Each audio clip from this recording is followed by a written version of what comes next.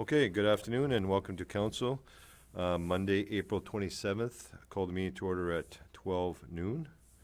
As you know, we always ask everybody, when you only have a small crowd here within us, but at the ones on the conference call, council members to turn off your electronic devices and put them on vibrate. So, just for the public out there in the community, we want to make sure we have everybody online, so we'll ask for a roll call. Councillor Zingra. Yes, I'm here. Councillor Lake. Here as well. Councillor Debussy. Here. Councillor Valence. I'm here. Good, thank you. Okay. We have a motion here that council hereby accepts the agenda for Monday, April 27th, 2020, regular meeting of council as circularly amended. No additions or deletions to the agenda. This was moved. We did something a little different this week. We changed the motions to be moved prior to the meeting. So rather than doing a call on the phone, we've asked members of council to pre-approve motions just to put them on the floor. This is just only the proper standard to get them on the floor. We still will vote on each motion as normal. So, with that being said, Councillor Debussy moved and Councillor Valence second. All in favor? Councillor Lake? Yes. Councillor Zingra? Yes. Councillor Debussy? Yes. Councillor Valence? Yep. Thank you. Carried. I have a motion here that council hereby adopts the minutes of the regular meeting of council that were held on Tuesday, April 14th, 2020, as circulated and amended. This was moved by Councillor Debussy, second by Councillor Lake. Call the question. All in favor? Councillor Zingra? Yes. Councillor Lake? Yes. Councillor Debussy? Yes. Councillor Valence? Councillor Valence? Yes. Okay, thank you. Carried. Your Worship, you skipped over item number 3, asking for disclosures of interest with respect to the council agenda. Sorry about that. Yes, I did. With that being said, is there any disclosure of interest on the agenda for today? Councillor Zingra? No disclosures. Councillor Lake? No disclosures. Councillor Debussy? No disclosure. Councillor Valence? No disclosure. Great, thanks. Okay, right into the reports. We have a report on the municipal accommodation tax remittance deferral. Copy to all members. Mr. Skorczynski is going to give us a highlight on this. Thank you, Your Worship. So in 2019, bylaw number 1943 was passed, which established a municipal accommodation tax for Marathon. The tax is applicable to the purchase of transient accommodations within the town of Marathon boundaries.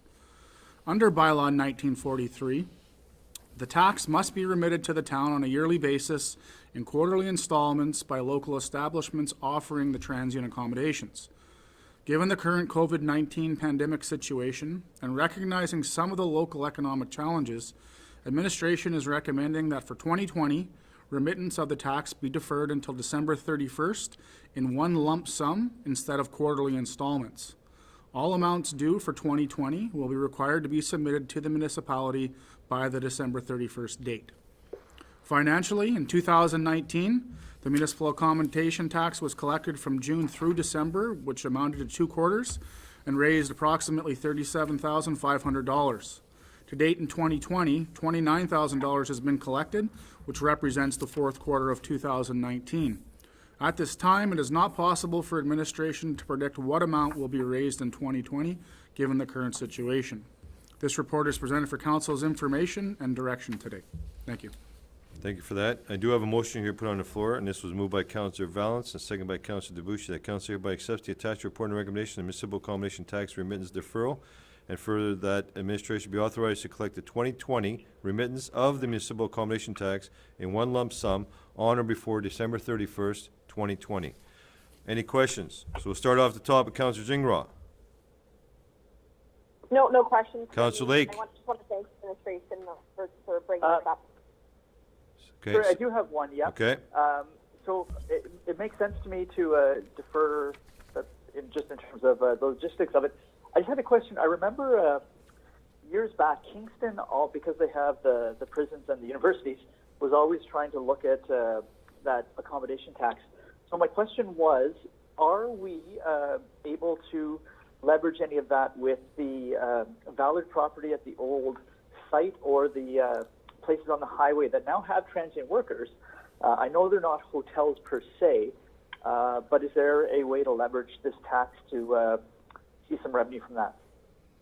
So I'll answer the question in two parts. The first part is with respect to the Ballard camp, the answer is no. Really, the key piece of our bylaw legislation with respect to transient accommodations is 30 days. So less than 30 days, it's transient. In Ballard's case, it's a camp that has a lease in place with the municipality, so it wouldn't be applicable. With respect to the properties on the highway, i.e. GMS camps, it is applicable for those transient accommodations that are 30 days or less. Is that good, Councillor Lake? Yes, thank you for that clarification. Okay, Councillor DeBouche, you have any questions? No question. Councillor Valance, any questions? No, thank you. So I do have a question in regards to, now that we want to consider deferral of the 2020 accommodation tax to December, what penalties are in place, or do we have penalties written into the actual bylaw for non-payment of those collectible receivables? There are penalties written into the bylaw. We haven't had to enforce them yet. We have had our transient accommodation providers provide the installments on a regular basis. We do have one outstanding item that we do have to take care of with respect to an outstanding payment, but we don't believe we're going to have to use the penalties, but those are, I don't know the exact penalty off the top of my head, but they are built into the bylaw. Okay, no, I appreciate that, just so that the obviously the hoteliers understand that we're not asking them to pay something that was over and above. This is something that they've collected on our behalf from each room rental for that facility, so it's working in concert with the community, which at the end of the day, that benefits the hoteliers as well. That's correct. It's a flow-through charge. So the 4% we charge, it doesn't go on a levy. It's paid by the user of the transient facility. Then council has the ability to reinvest that back into local economic development, i.e. in 2019, they used it to support some of the trail development in and around Marathon. Exactly, which then benefits all of us. Okay, and with no other question, I'll call the question. All in favor, so we'll start off with Councillor Zingra. Yes. Councillor Lake. In favor. Councillor DeBouche. Councillor DeBouche. In favor. Councillor Valance. In favor. Thank you much. Appreciate it. Carried. Okay, we have a verbal update in regards to the COVID-19 situation from the Emergency Management Control Group. Mr. Skorczynski. Thank you, Your Worship. So this is a bit of a standing item now on our agenda, and I'd sent out a briefing earlier this morning to council just with respect to, where we're at in terms of our local activities with respect to the pandemic situation. So at the current time, there are 0 confirmed cases in Marathon. Our bylaw officer was actively enforcing our physical distancing bylaw and municipal facility closures over the last week with 100% compliance. We have issued 1 fine under the physical distancing bylaw, and that was approximately 2 weeks ago. Administration has developed a checkpoint solution for Peninsula Road in the event it is required, and that direction is provided through council and the Emergency Control Group. At this time, it's not something that administration is recommending or moving forward with. This week, administration will develop plans for the opening of municipal recreation facilities so that we are ready if and when the province lifts the closures. This will include operating guidelines and standard operating procedures for sanitizing and disinfecting equipment and physical structures. This week, administration will also develop a plan to allow for public access of the boat launch to access Lake Superior beginning next week. This is an allowable municipal facility to be open under the current provincial order, and we're actively working on the guidelines and will publicly post those as we head into the weekend for next week. Yesterday, Ontario was extended the closure of publicly funded schools in the province to May 31st. And later this afternoon, I believe the conference is at 1:30. Ontario is expected to unveil a plan today for reopening of the provincial economy moving forward in this situation. So that's an update since our last council meeting, and certainly I'd be happy to answer any questions. Great, thank you for that. So we'll start off at the top with Councillor Zingra. Any questions on that COVID-19 situation? No questions for me. Councillor Lake. Sure, yeah, I have one. I'm really thrilled to hear that the boat launch is one of those facilities kind of able to be open, especially given the weather we're having and kids needing to get out and do things with families. I wondered though, have we considered, given that there's going to have to be some sort of education or kind of watching how things happen, putting a employee down there? Is that possible or even somebody, you know what I mean, like someone to help people do the right thing? Because I think lots of us would love to go down and use the lake and start fishing, but are nervous around how we do that safely. Is it possible in the early days to have somebody down there, or at least have some really good signage in terms of how to safely use that facility? Yeah, it's a great question, and certainly we'll be providing a number of materials to the public, utilizing social media, our website, postings. We do intend to have our bylaw officer present when we open the facility, and not necessarily from an enforcement perspective as we start, but from an education perspective. The guidelines will be very clear in terms of who can access the facility, distances, how many boats are allowed at a time to be in the water, things like that. And I think it's important to note that we will allow access to the water because we're able to, but it's not going to be an area that you can congregate. It's going to be access in, access out, and that's going to be the extent of the use of the facility. So I think once people see the guidelines that we're going to have in place, it'll be our intent to make them very clear, so they're easily understandable, but we'll certainly have a municipal presence there once we open and through the first number of days to answer questions that the public might have, as I'm sure the majority will want to do the right thing. Is that good, Councilor Lake? Thank you. Could I do one more? Sure, yeah, go ahead while we go to Okay, so the other thing that obviously is top of mind as the weather gets good, and I have a young teenage boy trapped in the house is recreation.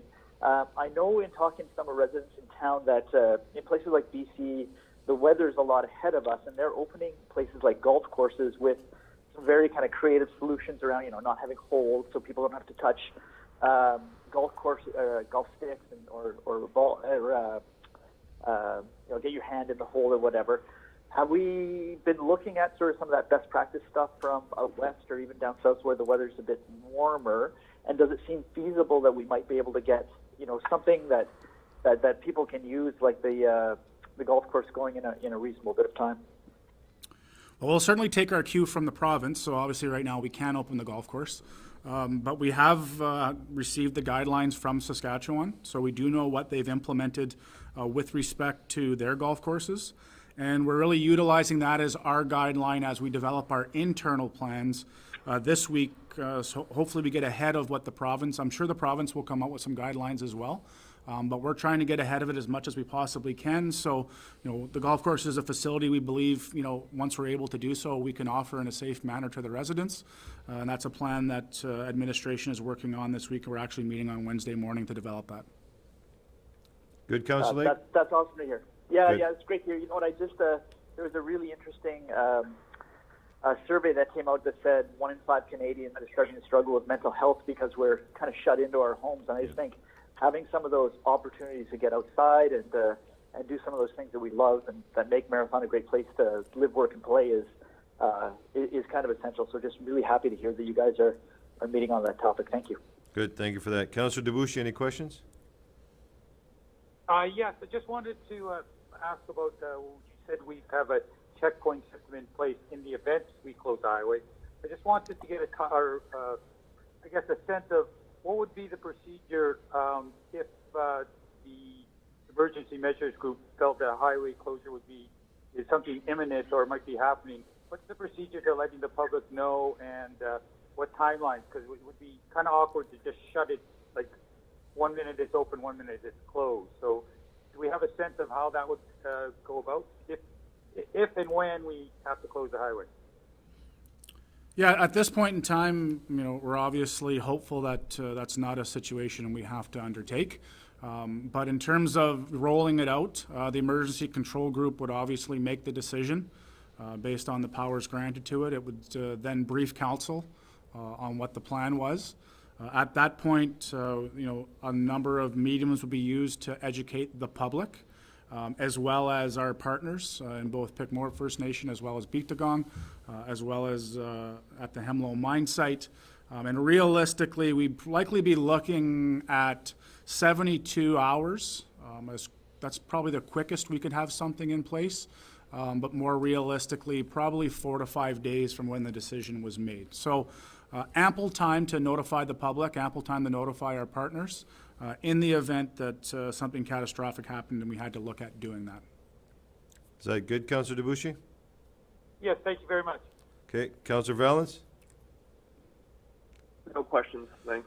Okay, so in regards to the COVID-19 situation, obviously, I just want to take the opportunity to thank the Emergency Management Control Group, because they're meeting on a weekly basis, 2 and 3 times a week. That's the group that is directing the bylaws and the orders that are presented from the province.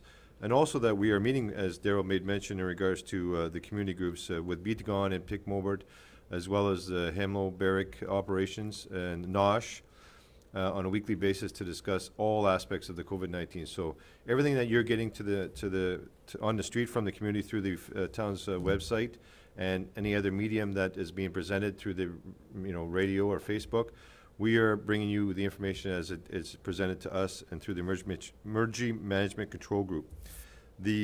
Nobody wants to be cooped up in the house, obviously, but we all are, because we are considering this a very serious matter. And as made mention by Councillor Lake about getting out and it's warming up, we can still see our residents get out and enjoy the great outdoors we have here in Marathon. And no different if we do open up the boat launch and there's restrictions there. Continue to monitor that 6 foot and 2 meter distance, and as well as keeping your hands clean. That's the biggest message I think we can keep relaying. So everything that's being put out to the community is stuff that's relevant and in timely manner, and we'll continue to do that. And the Emergency Management Control Group will continue to meet and discuss any changes. As Mr. Skorczynski may have mentioned, the province will be discussing some things in regards to opening up the province throughout the next couple of weeks or month, and we will continue to inform the public of that. So if there's no other questions on that, we'll move on to the next item. Everybody's good?